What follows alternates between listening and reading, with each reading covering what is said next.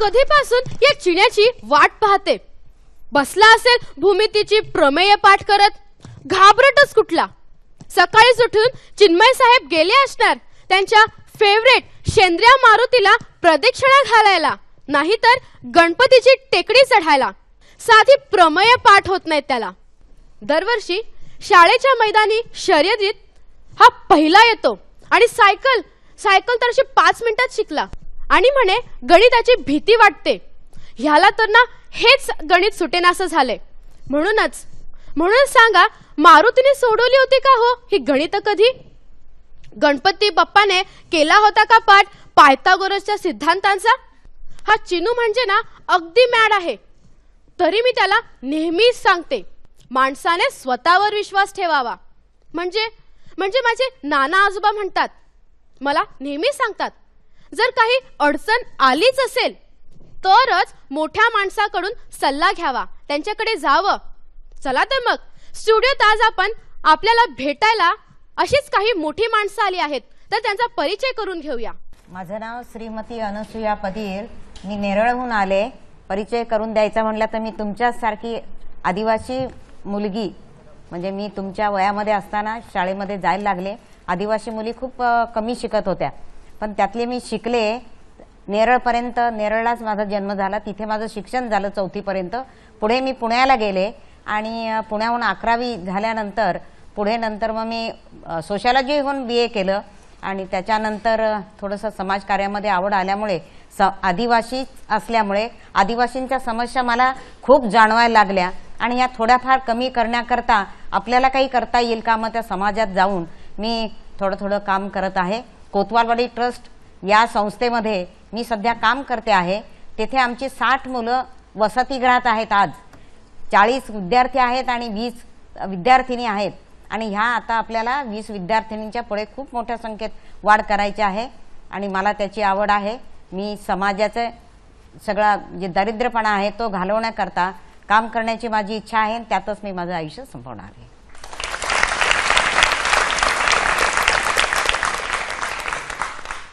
नमस्कार, मी दीपिका दिलीप गावडे, महात्मा गांधी विद्या मंदिर वांद्रे पूर्व येथे सहाय्यक शिक्षिका या पदावर कार्यरत आहे. आता जे तू म्हणालीस चिनूबाबत, आणि शेवटी जाताना खूप छान संदेश दिला की आत्मविश्वास असावा. पण तत्पूर्वी मला असं विचारायचं आहे की हा चिनू तुमचा प्रतिनिधी वगैरे नाहीये ना? तुमच्यापैकी किती जण या गोष्टी करता? परीक्षेला भीती वाटते, तत्पूर्वी नवस किंवा साकडं किंवा अशा पद्धतीने? इथे बसलेल्या सगळ्यांनाच हा प्रश्न आहे. इथे बसलेला विद्यार्थी कुणीच असं करत नाही असं मला वाटतं. ओके, म्हणजे एकदम छान. तू म्हणालीस ते अगदी बरोबर आहे की शेवटी जे तू सांगितलं की चिनू याला अभ्यासाची कदाचित भीती वाटते किंवा त्याला गणित कदाचित कठीण जात असेल, म्हणून त्याने स्वतःवरचा त्याचा विश्वास कुठेतरी डळमळीत झालाय आणि त्यामुळे तो मार्ग त्याने अवलंबला असेल असं मला वाटतं. कारण की हा चिनू जो सायकल अगदी पटकन शिकला, त्यानंतर त्याला अनेक बक्षीसही मिळतात स्पर्धांमध्ये, म्हणजे याला खेळाची आवड आहे पण अभ्यासाची कुठेतरी भीती वाटते आणि त्याचा स्वतःवरचा जो विश्वास आहे तो डळमळीत झाला आणि म्हणून त्याने कुठेतरी तो मार्ग काढायला बघितलेला आहे. चला तर मग आपल्या पाहुण्यांचं टाळ्यांच्या गजरामध्ये स्वागत करूया.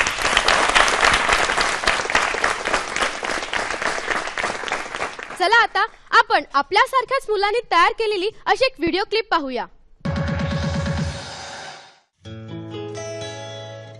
एकेकाळची गोष्ट आहे. एका गावात माधव नावाचा एक कष्टाळू शेतकरी राहत होता. दिवस रात्र तो आपल्या शेतात राबायचा. अपार मेहनतीनंतर जेव्हा त्याचं शेत वाऱ्यावर लहरायचं तेव्हा पाहणारे अचंबित व्हायचे. दरवर्षी गावात एक उत्सव व्हायचा आणि या उत्सवात शेतकऱ्यांसाठी खास स्पर्धा असायची, ज्यात प्रत्येक शेतकऱ्याला आपल्या धान्याचा नमुना सादर करावा लागे. ज्याचं धान्य अधिक उत्तम त्याला बक्षीस दिलं जायचं. गेल्या कित्येक वर्षांपासून हे बक्षीस हमखास माधवलाच मिळत होतं. दूर दूरच्या गावातले लोकही आता माधवला ओळखू लागले होते. माधवबद्दल ऐकून एके दिवशी एक पत्रकार त्याला भेटायला आला. माधव सोबत बोलताना त्या पत्रकाराला कळलं की माधव त्याच्या शेजारच्या शेतकऱ्यांनाही तेच बी बियाणं द्यायचा जे तो स्वतःच्या शेतात पेरायचा. हे ऐकून पत्रकाराला आश्चर्य वाटलं. त्याने माधवला विचारलं, तू दरवर्षी गावच्या उत्सवातल्या स्पर्धेत भाग घेतोस तर स्वतःच्या शेतात पेरतोस तेच बियाणं शेजार पाजारच्या शेतकऱ्यांना का देतोस? तुला भीती वाटत नाही का? पत्रकाराचा प्रश्न ऐकून माधवच्या चेहऱ्यावर स्मित उमटलं. तो पत्रकाराला समजावणीच्या सुरात म्हणाला, साहेब, काही धान्य बिया आम्ही शेतकरी पेरतो, काही बिया पाण्यासोबत वाहत येतात आणि काही हवेतून उडून शेतात पडतात. तर विचार करण्यासारखी गोष्ट ही आहे की हवेतून उडून येणारं बियाणं जर चांगल्या प्रतीचं नसेल तर माझी शेतं अव्वल प्रतीची कशी काय होणार? म्हणून मी माझ्या शेजारी शेतं असणाऱ्या शेतकरी मित्रांना माझं बियाणं देतो. माधवचं बोलणं ऐकून पत्रकार म्हणाला, दूरदृष्टीचा विचार करून तू अतिशय समजूतदार पद्धतीने वागतोयस. इंग्रजीत ज्याला फ्युचर प्लॅनिंग म्हणतात ते हेच आहे. जर आपल्या देशानं फ्युचर प्लॅनिंगचा विचार केला असता तर आपल्या देशाची किती प्रगती झाली असती. भारत एक सक्षम देश झाला असता. ते कसं काय? माधवने विचारलं.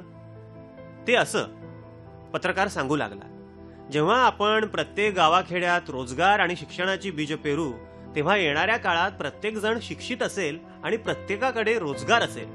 शिक्षित मुलंच देशाचं भविष्य उज्ज्वल करतील.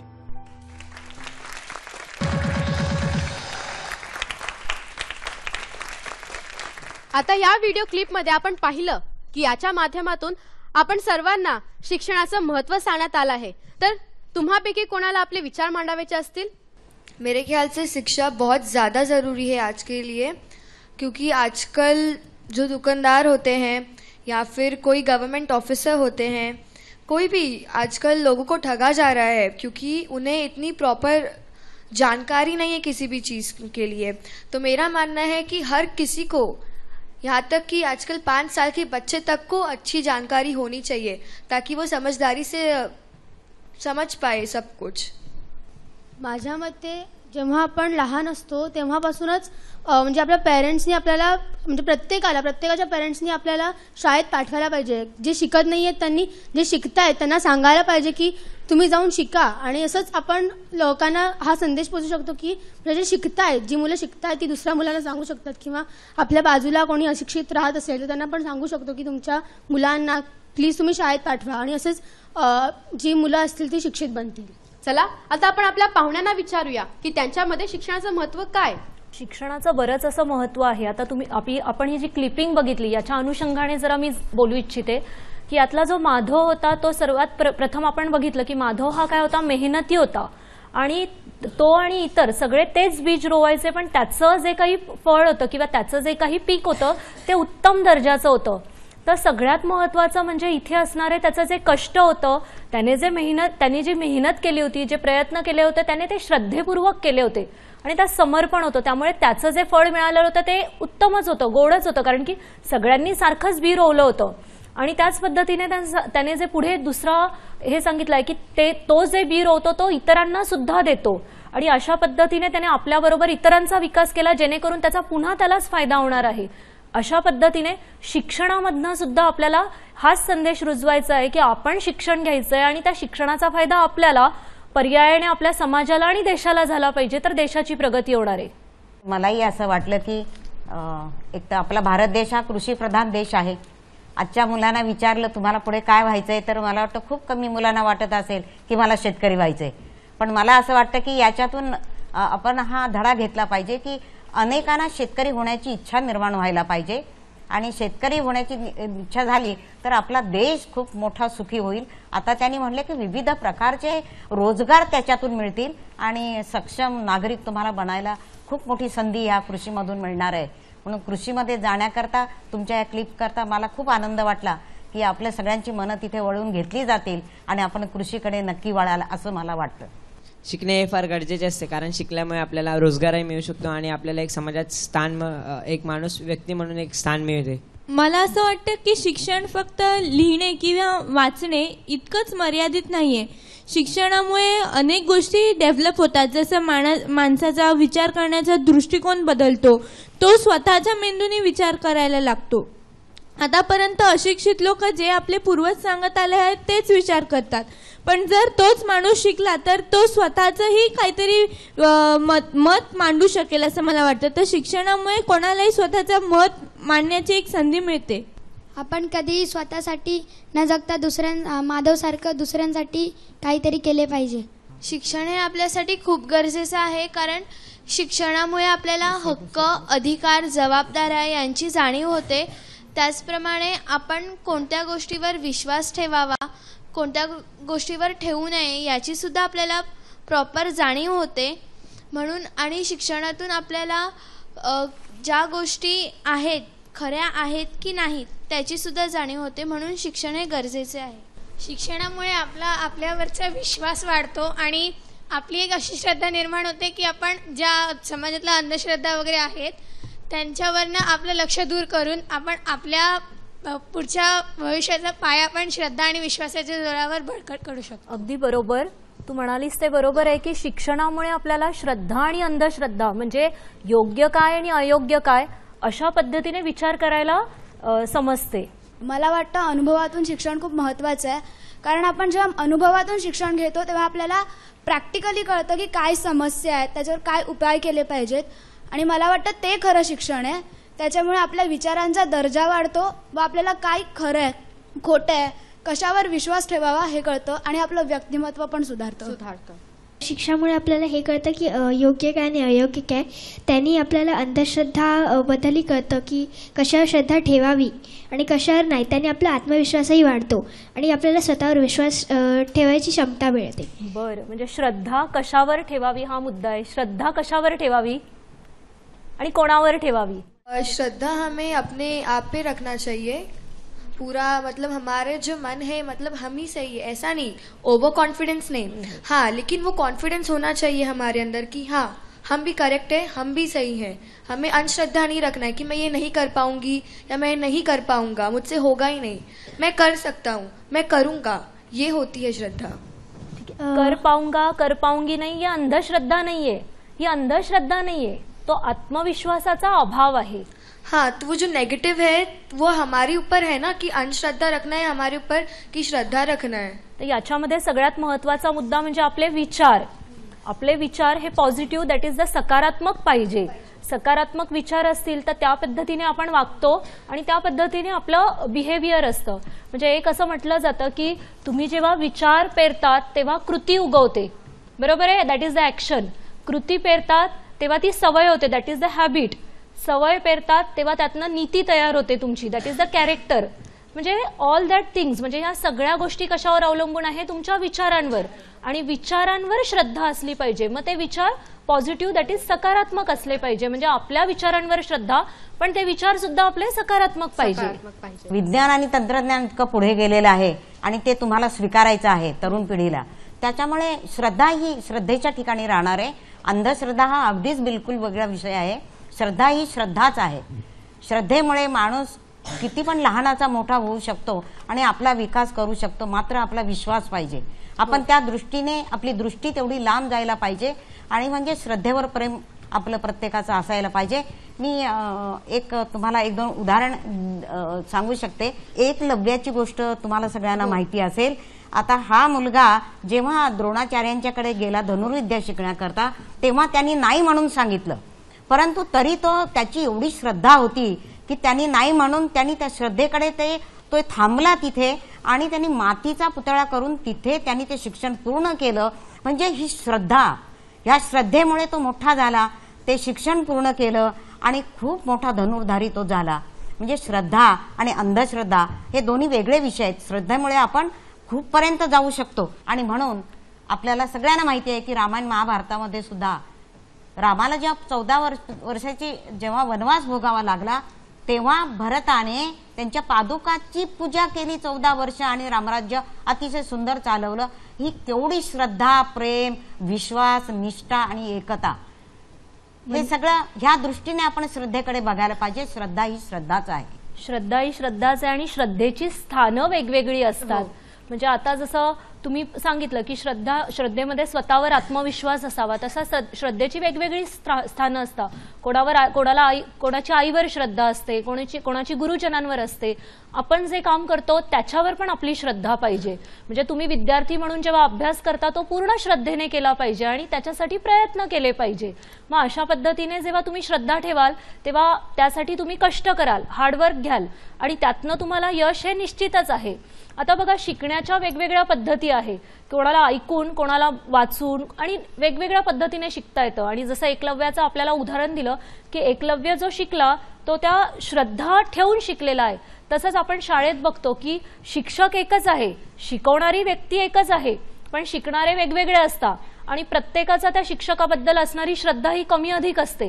म्हणजे आवड वगैरे या गोष्टी वेगळ्या, पण श्रद्धेचाही तिथे भाग असतो की मग ते विषय आवडणं, विषय रुचणं आणि त्यात यश मिळवणं, यासाठी ती श्रद्धा असली पाहिजे. मग ती गुरुजन, शाळा जे काही आहे ते श्रद्धास्थान जे तुमचं आहे त्याच्यावर अढळ श्रद्धा गरजेची आहे. आता विश्वासाची गोष्ट छेडलीच आहे तर मग इथे उपस्थित असणाऱ्या पाहुण्यांना मला एक प्रश्न विचारावासा वाटतो की मोठी माणसं, आई वडील आम्हाला असं सांगतात की आम्ही सांगतो म्हणून अमुक अमुक गोष्टीवर तुम्ही विश्वास ठेवावा, मग तुमचं काय मत आहे? तत्पूर्वी मी तुम्हाला विचारू इच्छिते, तुम्ही विश्वास ठेवता का? तुम्ही काय करता जेव्हा आई वडील सांगतात की या गोष्टीवर विश्वास ठेवा, आम्ही सांगतोय त्याच गोष्टींवर विश्वास ठेवा, तर तुम्ही काय करता? नेहमी माझी आई मला सांगते की 7च्या नंतर कधीच नखं कापायची नाही म्हणून. म्हणजे मी कधीच त्याच्यावर विश्वास ठेवला नाही, मी नेहमी कापते. पण आईला विचारलं नाही की असं का करायचं नाही? विचारलंय पण आई कधी काही सांगत नाही, कारण आईलाच माहित असतं. बरं, मग त्याच्या पुढे अगदी आणि याच्या पुढे जाऊन तुम्ही त्याचा शोध घ्यायचा प्रयत्न नाही केला. आता सुरुवातीला तुम्ही सांगितलं की शिक्षणामुळे आपल्याला सगळं जाणून घेता येतं. मग तुम्ही तर सगळे शिक्षण घेत आहात, मग तुम्ही त्या प्रश्न जेव्हा तुम्हाला पडला, शंका जेव्हा आली, तेव्हा तुम्ही त्याचं समाधान नाही केलं? हो केलं. 7 वाजता नंतर नखं कापली. मग काय झालं? काही झालंच नाही. मग त्यातनं तुम्हाला काही समजलं किंवा तुम्ही इतर कोणाला जाऊन विचारलं का हे असं का? हो, आजीलाही विचारलेलं पण आजीने पण काही नाही सांगितलं. आणि म्हणजे मला असं कळलं की ती जी म्हणाली की 7 वाजल्यानंतर नखं नाही कापायची, तर माझ्या मते असं की पुरातन काळापासून ते सुरू आहे आणि आधीच्या काळात लाईट्स आणि ह्याचा जास्त हे म्हणजे जास्त म्हणजे दिव्याने सगळं चालवायचे, त्यामुळे अंधार असल्यामुळे जर आपण नखं कापली तर कोणाच्याही जेवणात कुठेतरी जाऊ शकतं. त्याच्यामुळे ते असं समजूत असेल की रात्री आपण नखं नाही कापायची. अगदी बरोबर, तुझे सांगितलं ते अगदी बरोबर आहे. आणि इथे पुन्हा मी तुमचाच मुद्दा घेते की शिक्षणातनं आपल्याला ज्ञान मिळतं. आता मला फक्त यापुढे जाऊन सांगावं असं वाटतं की काही गोष्टी ज्या आहे त्या आपण रूढी परंपरा म्हणतो आणि या रूढी परंपरा आपण पाळत असतो. आपल्याला आई सांगते, आजी सांगते म्हणून आपण त्या पूर्वापार पाळत असतो. त्यातनं बऱ्याच अंशी आपल्याला वाईट अनुभव येत नाही, पण तरी आपल्याकडे का हा प्रश्न असतो की का पाळायच्या? कारण की आता आपण म्हणतो की शिक्षणाने आपल्याला विचार करायला शिकवलेला आहे आणि मग विचार करायला लागल्यानंतर आपण म्हणतो की का करायचं. म्हणजे इथे 2 ओळी मी सांगू इच्छिते की जे दिसते ते असेच का ते उलगडण्याला आपल्याला शिकायचं आहे. डोळे उघडून बघा गड्यांनो, झापड लावू नका. पूर्वी वटसावित्री पूजेला आपण वडाच्या झाडाची पूजा करायचो, हे सगळं बरोबर होतं, बरोबर आहे. आज तुमच्या घरात काय स्थिती असते की वटसावित्रीची पूजा करण्यासाठी उपवास वगैरे केला जातो, पण आई काय वडाला फेऱ्या मारायला जात नाही आणि त्यामागचं जे काही तात्विक कारण आहे तेही सांगत नाही. पण त्याही पलीकडे जाऊन आज आपण वडाच्या झाडाची पानं, बरीचशी पानं किंवा फांद्या तोडून आणतो. मग त्यापुढे जर आपण शिक्षित आहोत आणि आपण हे केलं तर त्या शिक्षणाने आपल्याला काय शिकवलं हा पण एक महत्वाचा घटक आहे. कारण की आपण जी पानं फांद्या तोडतो आहोत ते निसर्गातल्या जे काही घटक आहे शिल्लक त्याला आपण मारतो आहोत आणि ते ऑक्सिजन देणारा घटक आहे तोच कमी करतो आहोत. म्हणजे हा सुद्धा विचार करायला पाहिजे. आणि तुम्ही बरोबर म्हणतात, म्हणजे हे बऱ्याच ठिकाणी होतं. एके दिवशी सकाळी सकाळी माधव नावाचा एक माणूस केस कापायला न्हाव्याच्या दुकानात पोहोचला. माधव नेहमी केस कापायला याच न्हाव्याकडे यायचा. केस कापता कापता दोघांमध्ये गप्पा रंगल्या. बोलता बोलता या जगात देव आहे की नाही यावर दोघांची चर्चा सुरू झाली. माधवचं म्हणणं होतं जगात देव आहे, तर न्हावी मात्र देवावर विश्वास ठेवायला तयार नव्हता. तो म्हणाला, हे बघा साहेब, माझा तर देवावर अजिबात विश्वास नाही. माझं सरळ म्हणणं आहे या जगात देव नाहीच. तू हे कशाच्या आधारावर बोलतोयस? माधवनं त्याला विचारलं. न्हावी म्हणाला, साहेब जरा बाहेर जाऊन बघा, गरिबांना बघा, अन्न नाही, कपडा लता नाही, घर नाही, नुसती दुःखानं येडी झालेली माणसं आहेत आणि ती सगळी बघितली की तुम्हाला आपोआप माझ्या बोलण्यावर विश्वास बसेल. तुम्हीच सांगा साहेब, जर या जगात देव असता तर लोकांची अशी अवस्था झाली असती का? हा, इतकं दुःख माणसाला का सहन करावं लागतंय? काय म्हणता?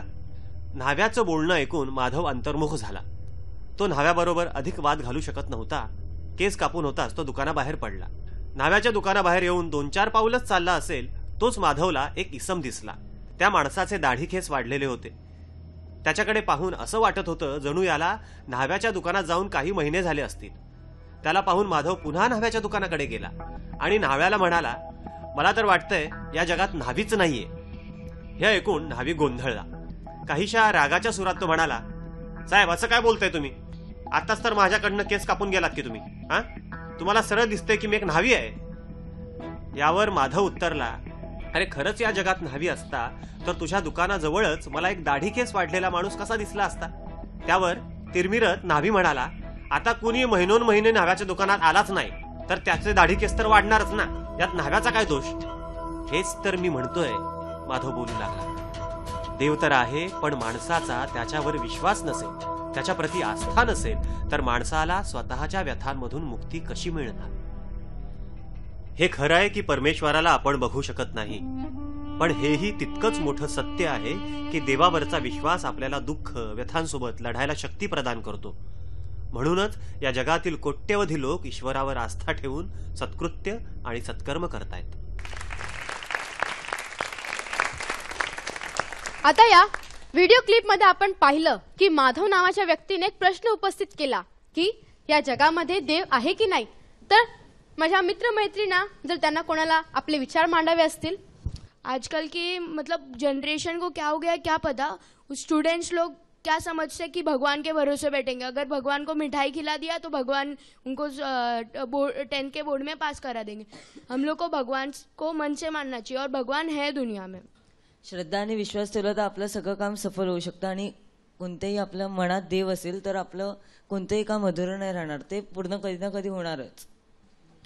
मुझे ऐसा लगता है कि हमें भगवान दूसरे इंसान में ढूंढना चाहिए.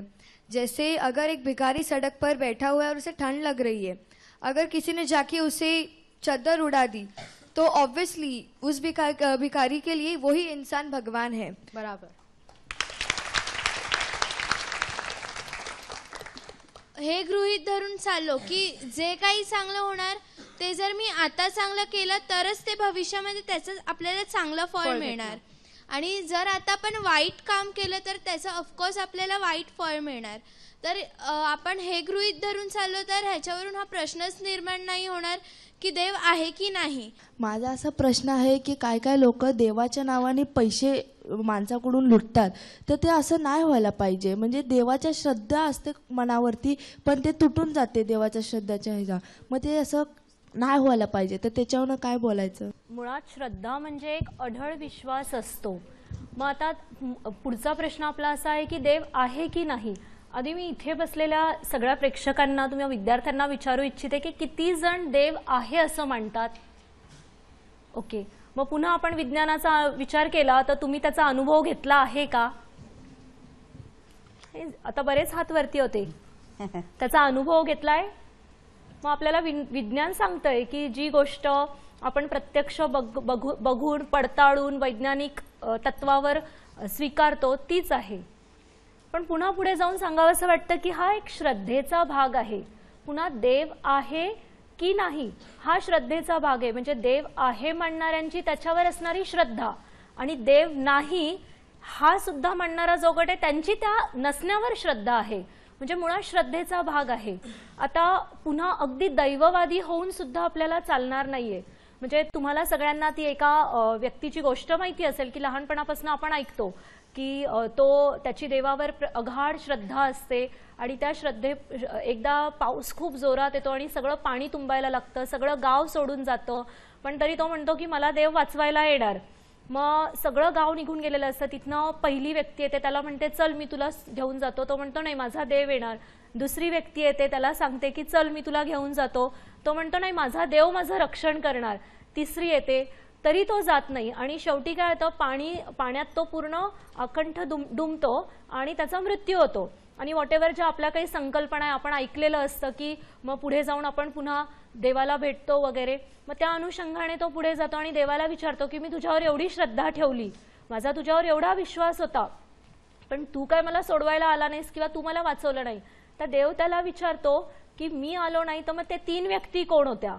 म्हणजे देव हा मूर्तीत आहे की अमूर्त आहे हे सगळ्यात आधी महत्वाचं. पण आपली श्रद्धा, ही श्रद्धा अतिशय म्हणजे श्रद्धापूर्ण असायला पाहिजे आणि त्यावेळी मग आपल्याला तिथे कुठेही त्यावर आपल्याला त्या आपल्या श्रद्धेला तडा जाता कामा नये, हे सगळ्यात महत्वाचं आहे. God is a positive spirit. कारण if you stand for yourself then only god will stand for you. अगदी, म्हणजे मी तुझ्या मताशी अगदी सहमत आहे. स्वामी विवेकानंद यांना आपण सगळे चांगले ओळखतो. हे काली मातेचे उपासक होते, म्हणजे दैववादी होते. परंतु स्वामी विवेकानंद म्हणायचे की the old religion sed that the one who is atheist, म्हणजे नास्तिक आहे की जो देवावर श्रद्धा ठेवत नाही. पण ते पुढे जाऊन स्वतः असं म्हणतात की माझा नवीन धर्म असं सांगतो की the one who is atheist who never believe in himself, म्हणजे स्वतःवर विश्वास ठेवत नाही. म्हणजे विश्वास हा गरजेचा आहे. मग तो मूर्त असू दे, अमूर्त असू दे, देवावर असू दे, स्वतःवर असू दे, पण विश्वास आणि त्याही पुढे जाऊन प्रयत्न गरजेचे आहे. म्हणजे आपण देवावर विश्वास ठेवून परीक्षेला जाताना तुम्ही म्हणालात की देवा मला पास कर, आज मी काय अभ्यास माझा झालेला नाही आणि मला पास कर, तर देव काय आपल्याला पास करणार नाहीये. त्यासाठी आपल्याला मेहनत, अभ्यास करावा लागणार आहे. असेल हरी तर देईल खाटल्यावरी, असं कधीच होत नाही. नाही तर आज मी इथे बसेल आणि सांगेल की माझं हे सगळं काम होऊ दे होऊ दे होऊ दे होऊ दे होऊ दे म्हणून होणार नाहीये. त्यासाठी पुढे सांगतो देव की प्रयत्न कर. म्हणजे श्रद्धेबरोबर इतर चांगले गुण आपल्या बरोबर आले पाहिजे की प्रयत्न, जिद्द, चिकाटी, हे सगळं महत्वाचं आहे. अर्थातच आपण नास्तिकी नाही आणि आस्तिकी नाही, वास्तविक असलं पाहिजे आपण सर्वांना. अगदी बरोबर. आता जे म्हणलं गेलं की देव आहे की नाही, देव कशात आहे, मलाही असं तुम्हा मुलांना असं उद्देशून म्हणावंसं वाटतं की तर देव असा कुठल्या तरी देवळात जाऊन आपल्याला शोधायचा नाहीये. तुम्हाला वाटतं का असं देवळात कुठेतरी देव आहे? नाही. पण देव कशात आहे, तर देव तसं म्हणलं तर आपल्या अंतर्मनामध्ये देव आहे. किंवा आपल्या हृदयावर हात ठेवून बघा तुम्ही, आपल्याला आपोआप जाणेल की देव कुठेतरी आहे. हा देव मूर्तीतला नाही, हा देव कुठल्या एखाद्या देवळातला नाही. पण तुम्ही शिकून जर मोठे झालेत, ज्याला आज एखाद्याला खूप पोटभर जेवायला मिळतं आहे आणि काही ठिकाणी एखाद्याला बिलकुल घरामध्ये काही जेवायला नाहीये, त्याला अगदी म्हणजे भुकेला काही खायला सुद्धा नाहीये, असांचा जेव्हा आपण विचार करायला लागू की आपल्यातला आपण एक भाकरी खात असू, त्याच्यातला एक चतकोर आपण हा दुसऱ्यांसाठी दिला पाहिजे. आपण जे काही पुढे तुम्ही शिकून मोठे होणार असाल आणि त्याच्यातून तुम्ही जी काही कमाई करणार असाल, त्याच्यातला काही एक भाग आपण ज्यांना हे मिळत नाही, जे याच्यापासून वंचित आहेत, ज्या विद्यार्थ्यांना तुमच्यासारखा युनिफॉर्म मिळत नाही, तुमच्यासारखी शाळा मिळत नाही, तुमच्यासारखी वह्या पुस्तकं मिळत नाही, अशा मुलांना मिळण्याकरता तुम्ही जर प्रयत्न केले तर तुम्हाला देव जरूर पाहायला मिळेल असं मला वाटतं. ही गोष्ट आहे एका अशा संतांची जे लोकांना जागरूक करण्याचं काम करायचं. एके दिवशी ते रस्त्यातून जात असताना आशीर्वाद घेण्यासाठी लोक त्यांच्याजवळ येऊ लागले. बघता बघता लोकांची गर्दी वाढू लागली. तेव्हा त्या गर्दीतून पळत वाट काढत एक बाई त्या संतांजवळ आली. बाईच्या हातात एक लहान मूल होतं. त्या बाईला पाहून संतानं विचारलं, मुली, तू इतकी घाबरलेली का दिसतेस? तेव्हा कातर स्वरात ती बाई म्हणाली, माझा मुलगा बऱ्याच दिवसांपासून आजारी आहे हो. खूप खूप औषधोपचार केले पण काही उपाय झाला नाही. तुम्ही आशीर्वाद द्या आणि माझ्या मुलासाठी प्रार्थना करा. मला विश्वास आहे तुमच्या प्रार्थनेने हा नक्की बरा होईल. त्या बाईचं बोलणं ऐकून संताने मुलाच्या माथ्यावरून हात फिरवला आणि ते प्रार्थना करू लागले. हे सुरू असतानाच गर्दीतून एक माणूस जोरात ओरडून बोलू लागला, अरे काय या बाईला मूर्ख बनवताय? जिथे औषधांचा या मुलाच्या आजारपणावर काही परिणाम झाला नाही, तिथे तुमची प्रार्थना काय दिवेला होणार आहे? गर्दीतल्या त्या माणसाचं बोलणं ऐकून संत चिडून त्याला बोलले, तुला प्रार्थनेच्या शक्तीची काय कल्पना आहे? एक नंबरचा मूर्ख आणि गाढव माणूस आहेस तू. काही बोलू नकोस, चूप राहा. संतांचं हे बोलणं ऐकून गर्दीतल्या त्या माणसाच्या तळपायाची आग मस्तकात गेली. रागाने त्याचा चेहरा लालबुंद झाला. त्याच्या तोंडातून शब्द फुटेनात. तेव्हा त्याच्याकडे पाहत शांतपणे प्रेमाने संत बोलू लागले, मुला, माझ्या कठोर शब्दांनी तू इतका चिडलास, लालबुंद झालास, तसंच माझ्या प्रार्थनेत इतकी शक्ती असू शकते की एखाद्याला त्यामुळे बरं वाटेल. गोष्ट केवळ आस्थेची आणि विश्वासाची आहे. इथे आपण जी क्लिप बघितली त्याच्यात प्रार्थना ही खूप महत्वाची आहे असं सांगितलं गेलंय की फेथ इज द हीलर, आणि इथे दाखवलंय की प्रार्थना. आता आपण सर्व विद्यार्थी आहोत, शाळेत आपण प्रेयर करतो नक्की. प्रार्थना प्रत्येक जण करता. का करता? मनाला शांतता भेटावी, मन एकाग्र करण्यासाठी, मन एकाग्र करण्यासाठी. म्हणजे प्रार्थनेचे काहीतरी फायदे आहे असं नक्कीच. तोटा आहे नाही, तुम्हीच सांगितलंय. म्हणजे प्रार्थना पुन्हा हा झालाय फेथ म्हणजे विश्वासाचा भाग. आता जसं तिथे दाखवलं त्याच पुढे जाऊन मी तुम्हाला विचारते की आपण सर्व डॉक्टरांजवळ जातो, बरोबर आहे? डॉक्टरांकडे जातो आपण आजारी असल्यानंतर. त्यावेळी डॉक्टरांवर आपला पूर्ण विश्वास असतो आणि ते आपल्याला जी ट्रीटमेंट देतात, जे काही देतात, त्या ट्रीटमेंट बरोबर आपली एक श्रद्धा त्यांच्यावर असते आणि म्हणून आपण कुठेतरी लवकर बरं होतो. पण असं विचारल्यानंतर आपण नाही सांगणार की तुमची डॉक्टरांवर श्रद्धा आहे का, पण तो कुठेतरी श्रद्धेचा भाग असतो.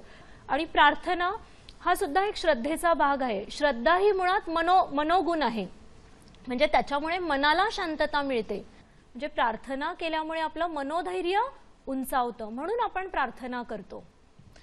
हमें अगर कोई बाबा पे विश्वास कर रहा है तो हमें उनको रोकना नहीं चाहिए, क्योंकि सबकी अलग अलग मेंटालिटी होती है. क्योंकि सबको अपने दूसरी मतलब जैसे कि हम किसी भगवान को मानते हैं वैसे वो बाबा को मानते हैं, तो हमें उनको रोकना नहीं चाहिए. हमें किसी से उनकी आस्था या उनका विश्वास नहीं छीनना चाहिए. मुझे ऐसा लगता है. मला असं वाटतं की आपण जर आता आपण गावखेड्यात बघतो की बायका मोस्टली दवाखान्यात जर कोणाला बरं नसेल तर बायका दवाखान्यात न जाऊन ते बाबांवर विश्वास जास्त ठेवतात. तर बाबा काही असं अंगारे देतात किंवा हातात दोरा बांधला तर असं ते लवकरात लवकर बरं होईल. तर ते म्हणजे जर त्याऐवजी जर त्या बायकांनी जर आत्ताच्या जनरेशननी थोडा विचार केला तर त्यांना दवाखान्यात जायला पाहिजे, त्यांना बाबांवर विश्वास नाही ठेवायला पाहिजे. बरोबर आहे. आणि हेच काम तर आपल्याला करायचंय शिक्षणाच्या माध्यमातून, की जो आपला सुरुवातीचा मुद्दा होता की शिक्षणातनं आपल्याला हाच बदल घडवायचा आणि हाच सामाजिक जो काही विकास आहे तो करायचा आहे. की तुम्हाला आता जवळजवळ श्रद्धा आणि अंधश्रद्धा याच्या खूप जवळ तुम्ही येत चाललाय. श्रद्धेचे आपण बघितलं आता सगळ्यांच्या चर्चेतून तर सगळे फायदेच फायदे आहेत. श्रद्धा म्हणजे विश्वास, चांगल्या प्रकारचे केलेले प्रयत्न आणि आपण खूप मोठे होऊ शकतो त्याच्यातनं. पण एक छोटा प्रश्न मी तुम्हाला विचारू इच्छिते की अंधश्रद्धेचे तोटे काय तुम्ही सांगू शकाल मुलांनी? अंधश्रद्धेमुळे काय नुकसान आपलं होतं, काय तोटे आहेत? श्रद्धेचे खूप फायदे आहेत आपण सगळ्यांनी सांगितले, पण अंधश्रद्धेतून काही आपलं नुकसान तोटे काही होऊ शकतात का, वाईट परिणाम? अंधश्रद्धेमुळे आपण आपला जीव गमावू शकतो किंवा आपल्या जी जवळची प्रिय गोष्ट असते ती आपण गमावून बसू शकतो. एकदम बरोबर. अंधश्रद्धेचा एक खूप विचित्र एक प्रथा होती, आता ती नाही फॉलो करत कोणी. ती म्हणजे सती, की पती मेल्यावर त्याच्या आगेवरती एका पत्नीने जीव द्यावा. असं का? जर असं का कोणा दुसऱ्याच्या जीवामुळे अजून एका माणसाचा बळी देणं हे कुठल्याच रूल्स किंवा रेग्युलेशन्स मध्ये बसत नाही असं मला वाटतं. बरोबर. आणि अजून एक विषय तो कास्ट डिस्क्रिमिनेशन पण, की मोठे लोक कसं मीन्स आदिवासी जसे की मॅम बोलतायत खूप खालच्या जातीत राहतात आणि बाकीच्यांना खूप मोठा आदरही मिळतो. अगदी बरोबर आहे. यांनी सांगितलं की अंधश्रद्धेतून तोटे खूप आहेत आणि अंधश्रद्धेमुळे नुसतं एखादाच बळी जातो असं नाही, तर आपण सगळेजण आता वृत्तपत्रातून आणि अनेक माध्यमातून आपण बघतो प्रचंड वाईट पद्धतीचे बळी घेतले जातात. आतापर्यंत समाजामध्ये वाईट चालीरीती आहेत. कुठल्याही प्रकारे आज कुटुंबांना वाळीत टाकलं जातं. हे सगळं अंधश्रद्धेचीच एक एक पावलं आहेत आणि ती सगळं नष्ट करण्याच्या मागे आपण लागलेलो आहोत. आणि म्हणून आपल्याला श्रद्धेवर विश्वास ठेवून आपल्याला अंधश्रद्धेचं नायनाट करता यायला पाहिजे. ते काम मुलांना तुम्हालाच करायचं. अंधश्रद्धा ही तर इतर समाजात तर आहेच, पण खूप मोठ्या प्रमाणात जर ती असेल ती आदिवासी समाजामध्ये आहे. आदिवासी समाजामध्ये मी स्वतःच आदिवासी असल्यामुळे त्या भागातून आणि त्या प्रथा मला खूप जवळून पाहायला मिळालेल्या आहेत आणि त्याच्यातून पुढे मार्ग काढून आज तुमच्याबरोबर या स्टेजवर बसण्यापर्यंतची माझी परिस्थिती निर्माण मी केलेली आहे. एक तर आदिवासी समाजामध्ये मुलींना शिक्षण देणं हे त्यांना कधी पटतच नव्हतं. किंवा त्यांच्यामध्ये हे असं गृहीत नाहीच. त्याचं कारण असं असायचं की वेगवेगळे त्यांच्यावर असलेले त्यांचे सगळे उपचार आणि त्यांना असलेली सगळी जी त्यांची बंधनं आहेत की मुलगी म्हणजे आईला घरात मदत करणारी कोणतरी मदतनीस आहे. आणि एखाद्या कुटुंबामध्ये एक पहिली मुलगी असेल आणि दुसऱ्यांदाही मुली लहान पाळणा जर घरामध्ये आला तर मग त्याचं काम करण्याकरता हे मुलीचंच काम आहे. आणि म्हणून तिला शाळेत सुद्धा पाठवायचं नाही, कारण शाळेत गेली तर मग घरातल्या सगळ्या अडचणी निर्माण होतील. आदिवासींकडे असणाऱ्या गायी गुरं बकऱ्या हे सांभाळण्याकरता सुद्धा मुलींचंच काम आहे. हे मुलांचं काम नाही, मुलींचं काम आहे. आणि त्याकरता त्यांना शिक्षणापासून वंचित ठेवणं हे अगदी त्या काळापासून आलेलं होतं. परंतु आता तो काळ तसा राहिलेला नाही. मला त्या भागामध्ये जाऊन जेव्हा मी माझं शिक्षण पूर्ण केलं, मी समाजशास्त्र हा विषय घेऊन BA केलं. मी आदिवासी असून सुद्धा मी माझं शिक्षण लग्नानंतर, मी लग्न 11वी पर्यंत झाले आणि माझं लग्न झालं. माझ्या समाजाच्या रूढीप्रमाणे माझं कितीतरी उशिरा लग्न झालं आणि त्याच्यामुळे मला माझं शिक्षण पूर्ण करता आलं. इतकंच नाही तर मी माझ्या शिक्षणानंतर, लग्नानंतर आणि मला जेव्हा माझी अपत्य झाली, मुलं झाली, ह्या मुलांच्या नंतर मी कॉलेज करून मी तिथे समाजशास्त्र विषय घेऊन BA झाले. आणि त्यामुळे मी माझ्या मनामध्ये असं ठाम घेतलं की नाही, समाजाची आपल्याला काहीतरी व्यवस्था करायला हवी, त्यांच्याकडे लक्ष द्यायला पाहिजे. आणि प्रथम मी माझ्या घरातून सुरुवात केली आणि अशा प्रकारे अंधश्रद्धेपासून दूर ठेवून या समाजालाही वर आणण्याचं काम मी आता कोतवालवाडी ट्रस्ट हा एक नेरळमध्ये सामाजिक संस्था आहे. ही संस्था फक्त आदिवासीचं काम करते आणि मीही तिथेच आहे. तिथे राहून आता आम्ही आदिवासींच्या या नुसतं माझ्या मुलांना शिकवलं म्हणजे खूप झालं इतकं नाही, तर बाकीच्याही मुलांना शिक्षण मिळावं याकरता आता आम्ही मुलींना तिथे आश्रमशाळा निर्माण केलेली आहे. आश्रममध्ये आता मी सुरुवात केलेली आहे. आता फक्त 20 मुली ठेवलेल्या आहेत. पण मुलांनो, भविष्यात आपल्याला या 20 मुलींच्या 100 मुली कशा होतील याकडे प्रयत्न करणार आहे. आणि माझी आपल्या सगळ्यांना तीच विनंती आहे. आणि प्रथम ह्या अंधश्रद्धेला नष्ट करा. या आदिवासी समाजाला अजून वर आणण्याकरता तुम्ही कोणी पुढे या, अशी मी आपल्याला आजच्या कार्यक्रमातून नक्की विनंती. आज चिन्या उर्फ चिन्मय हवा होता यंग तरंग मध्ये. त्याची गणिताची भीती पार पडूनच गेली असती. मी चिन्याला आता सांगणारच. चिन्या, तुझ्या शेंद्राचा मारुती किंवा पत्र्या गणपती फेवरेट देव आहेत ना, तशी माझी देखील एक फेवरेट देवी आहे. ती म्हणजे देवी सरस्वती, विद्येची देवता. ती मला सांगत असे स्वप्नात येऊन की मनीषा, स्वतःवर विश्वास ठेव, प्रयत्नावर विश्वास ठेव, बरोबर की नाही? तर भेटूया पुढच्या यंग तरंग मध्ये. तोपर्यंत tata, bye bye, see you.